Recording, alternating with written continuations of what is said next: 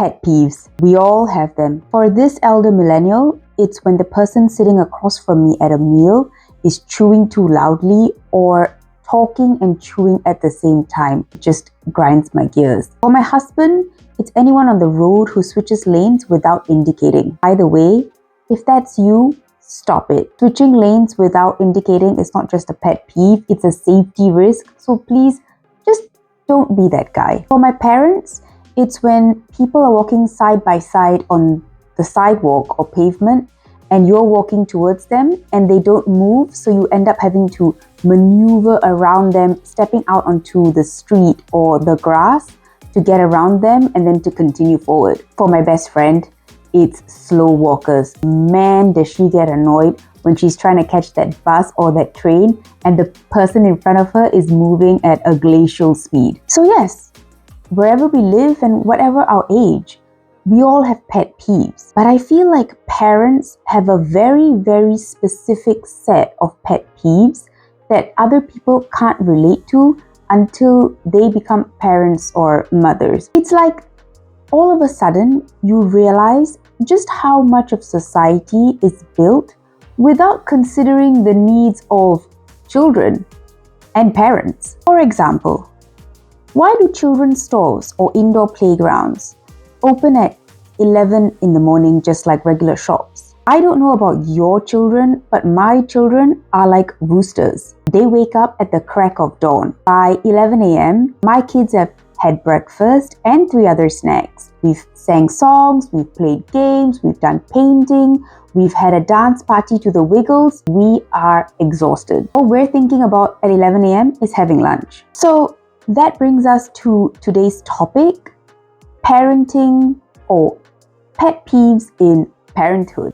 Hi, I'm Nita, and I like talking about motherhood, womanhood, the zeitgeist, basically anything that's on my mind. If you want to watch a brown aging millennial mom give my opinion that nobody asked for, then welcome.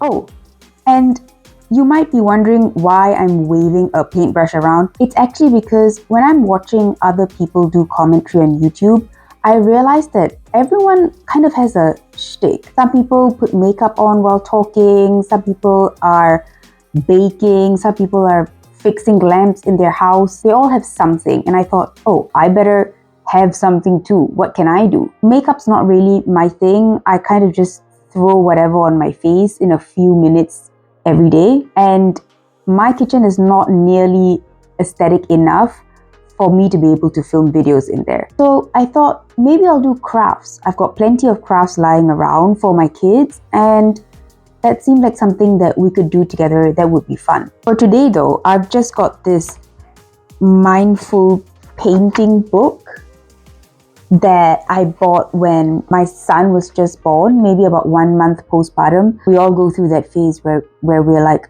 I need to prioritize myself as well. I need time for my self-care. My mental health is taking a hit, which was all true. It's just that I don't think mindful painting was necessarily the way I wanted to do my self-care, which is why most of this book is still empty. So let's go ahead and paint some of this book and dive into our pet peeves. I've loosely categorized these into buckets, and the first one is style or aesthetic. I think most of you are going to be familiar with this particular trend that's been popular for the last 5 or 6 years, also known as the beige mom or the beige parent aesthetic. Like I said, the beige mom or the beige aesthetic has become popular in the past 5 to 7 years. And when you think of the beige mom, when you step into a home,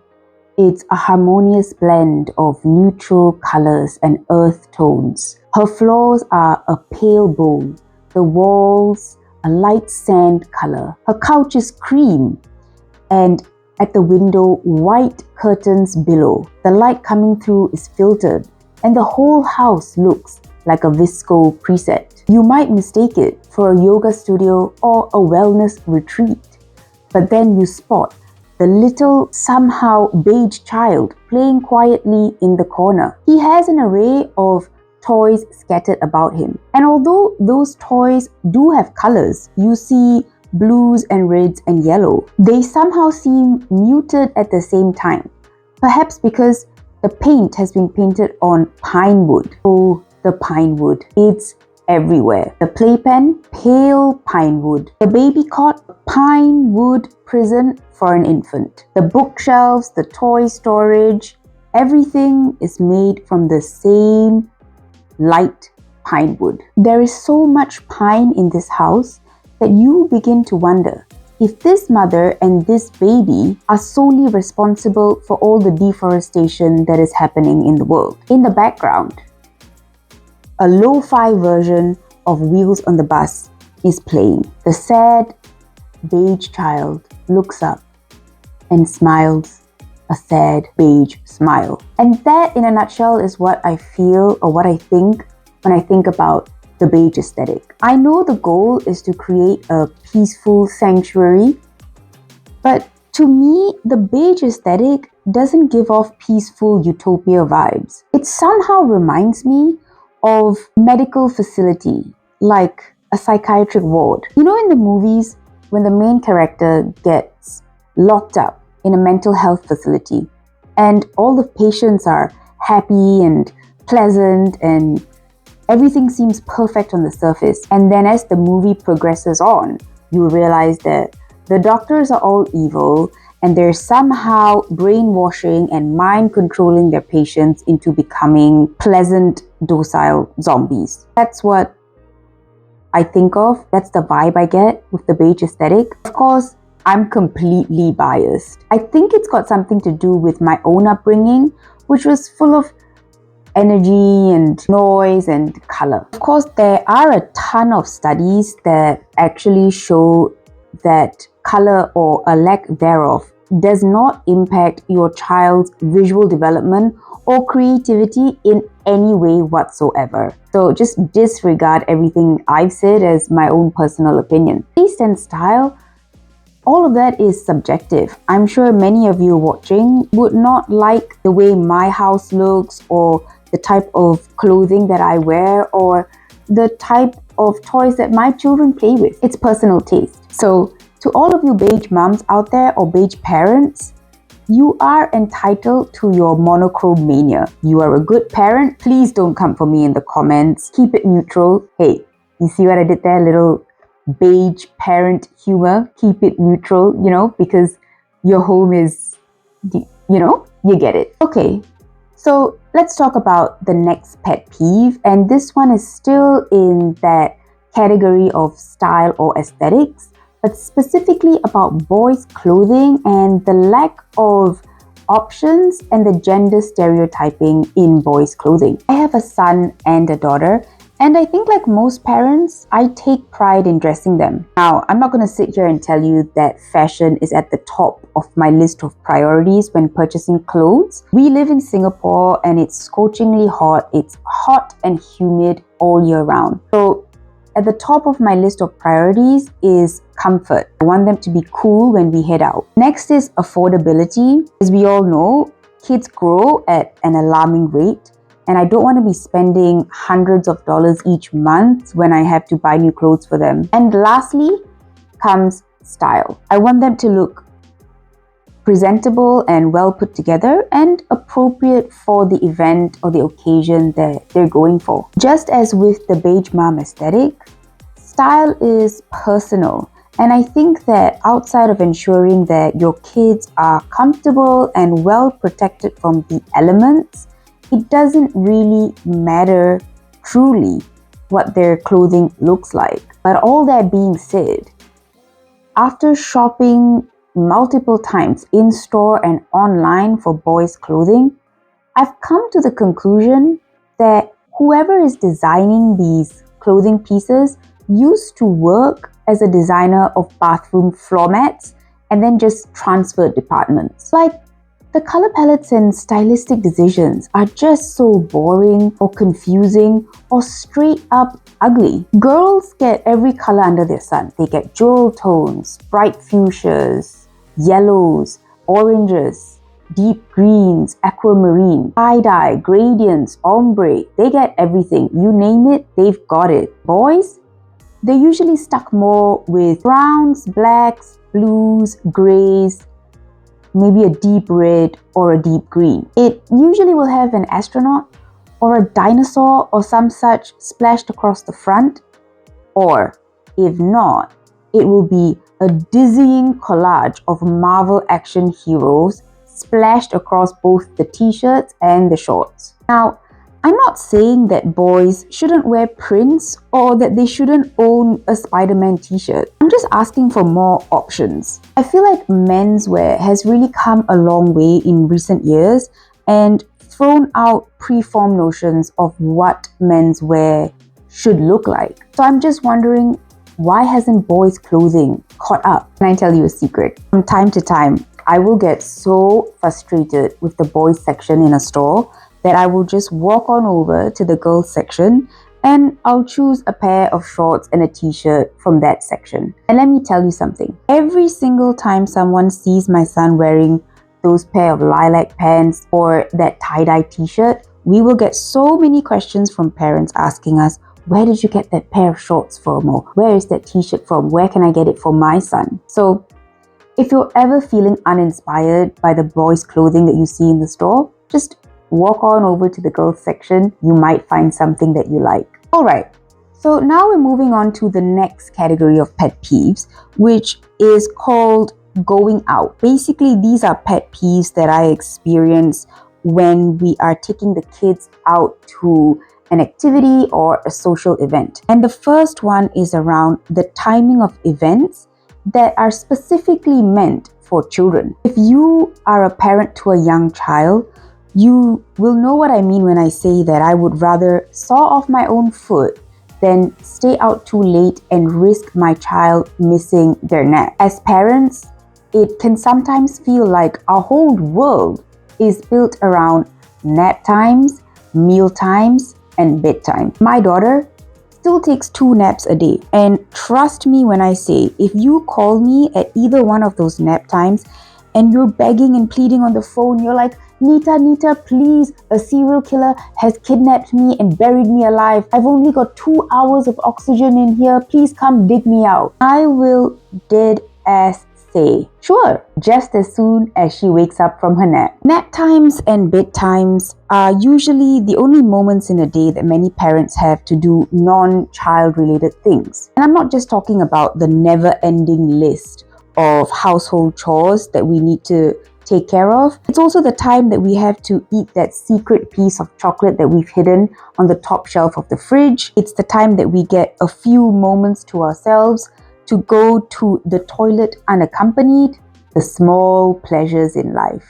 Not only that, but nap times are to small children what food is to a gremlin after midnight. If they miss that nap, you will see your sweet little angel transform before your eyes into a vicious monster. And so that's why nothing grinds my gears more than kids' activities that are scheduled around those precious moments. Like, why would you schedule a baby sensory class for babies between the months of 6 and 12 months at 10 a.m.? It's usually when all of these babies are either going down for their nap or they're already napping. Have the class at 8:30 or 9 a.m. What person thought it would be a good idea to schedule storytelling sessions at noon or 12:30? The only thing these kids will be listening to during the session is their tummies growling with hunger. As parents, it feels like we move mountains to keep a steady routine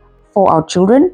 And I'm not saying that we have to be inflexible. Surely when these activities are specifically targeted at children, more thought should be put into when they occur. Okay, moving on to my next pet peeve, and I think it's one that many parents are going to relate with me on, or at least I hope you do. It is relatives or family friends or whoever that turn up to social gatherings and they are obviously unwell. And I don't mean unwell in the sense like they have arthritis. I mean that they're displaying symptoms of a disease that could potentially be contagious. They're honking, they're coughing, they're sneezing. There's something going on with them. They proceed to interact with your child and potentially pass whatever it is that they are having on to your child. I think this is something that is particularly triggering for me because when I was 10 years old, a relative turned up to my 10th birthday party and they were wearing sunglasses. The party was at night. This relative had conjunctivitis and they came for my birthday party nonetheless, proceeded to hug me, wish me a happy birthday, and hope that all of my hopes and dreams would come true. Well, I never hoped to get conjunctivitis, but that's exactly what I got and what I spent the next couple of weeks recovering from. This seriously misinformed relative actually thought that wearing sunglasses would stop the spread of conjunctivitis.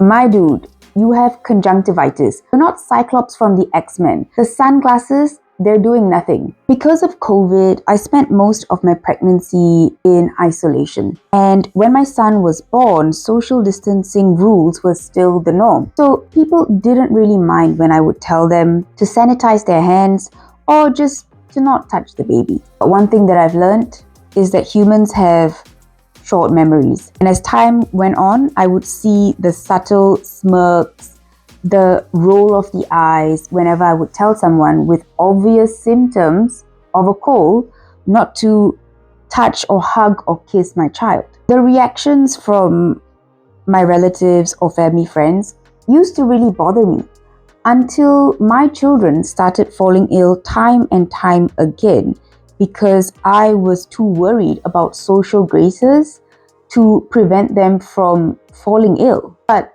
I no longer care about social graces. In fact, it's the people who are coughing and sneezing and thought it would still be appropriate to turn up to a party with wine and wheeze who don't have any social graces. It's disgraceful. All right, we've come to the last category of pet peeves, one that I'm going to call eat and shit because it's about public restaurants and public toilets. And I'm going to do this one in a kind of rapid fire style because there's not too much to go into. These are more just observations that I've made and I wish that some of these places would do something about it. First up, we have restaurants that consider themselves child-friendly. And technically, they are child-friendly, but they will not let you bring your stroller or baby pram into the restaurant. Now, if you have a baby of a certain age, usually under 1 year old, they might be too little to sit in a high chair. And so when a restaurant says that you can't bring the stroller in, what that means is that you cannot put your baby down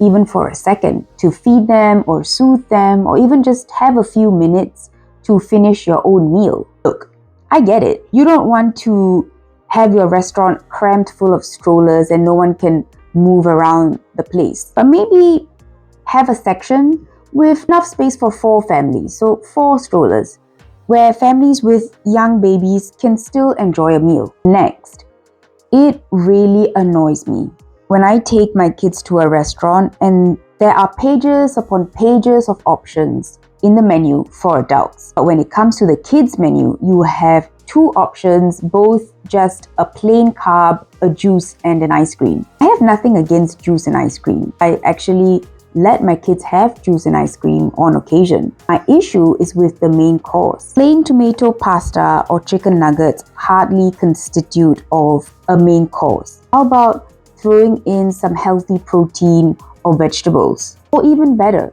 follow the theme of the restaurant. For example, if you're a Thai restaurant, wouldn't it make more sense to offer a yummy pineapple fried rice with a side of grilled chicken rather than chicken nuggets and French fries? I think it's just lazy and sloppy of restaurants who just offer the bare minimum. I'm not saying don't offer chicken nuggets and French fries or spaghetti bolognese. I know many kids like eating those meals. I'm just saying add a few more balanced options as well, more exciting options. Maybe treat kids like customers too. Okay, And now we've come to the last pet peeve, which is a toilet-related pet peeve. I've noticed that many public toilets these days will have a low sink at the washing area for a child to wash their hands, which leads me to conclude that whoever is designing these toilets accepts the fact that children also need to use the toilet. So then why do none of the toilet bowls in these public restrooms have child seat attachments? What then ends up happening is that the parent is forced to carry their child and kind of have them hover over the toilet seat, or you have to hold on to them to prevent them from falling into the toilet bowl. And I just think that maybe children deserve to sit comfortably when they're using the toilet and feel independent, that they can use the toilet on their own. Is that something that bothers you as well, or is it just me? Leave me a comment below and let me know what you think. In fact, let me know what you think about any of these pet peeves. I would really like to know. That wraps up my list of pet peeves as a parent. Like I said in the beginning, these are just my personal opinions. If none of these bother you, if these are not your pet peeves, that's totally fair. I hope you enjoyed watching nonetheless. If you enjoyed watching this video, like, comment, subscribe, do all of the things. I truly appreciate it. It helps my channel, and I will see you in the next one. Before I forget, this is the final painting. Not sure how much you can see. Turned out pretty nice, I think. Anyway, catch you in the next video. Bye!